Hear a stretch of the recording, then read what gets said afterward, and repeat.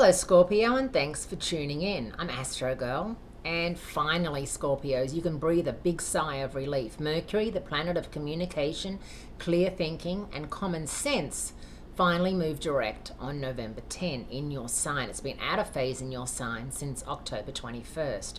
Quite a rough time for you. 3 weeks where Murphy's Law of whatever could go wrong did go wrong.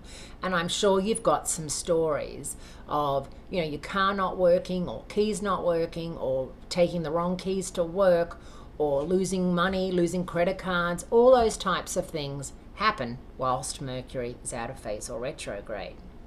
This weekend, there's a full moon in Taurus, which of course is your opposite sign and your 7th house of partnerships, relationships, and how you relate to people one-on-one.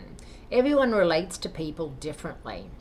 For example, the guy that works security in your building. Some people talk to him or her. Some people might say hello and goodbye.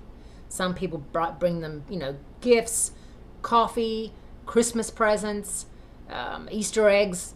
Some people don't even know their name. It's the way you relate to people, your way.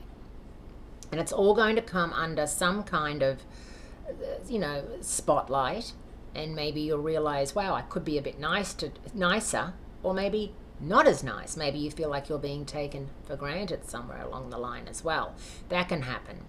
Full moons are usually quite, they come in slow, and it's the 2 weeks after the full moon where you start to realize, that's what was happening.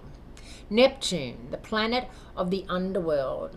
Neptune's murky, as in it's a very deep planet. You never hear much about Neptune. It's moving direct in Pisces after being a retrograde for 5 months. Now, of course, Pisces is a fellow water sign in your 5th house of romance, creativity, and self-fulfillment. So something's going to be stirred up there. Your true feelings will rise to the surface, Scorpios. If you're happy, if you're not happy. You're not going to be able to hold it in. Combined with Mercury moving forward, Neptune retrograde, and the full moon, this is a very much a time for you to clear the decks before 2014. And I'm sure you know exactly who and what I'm talking about. Thanks for tuning in, and I'll speak to you again soon, Scorpios.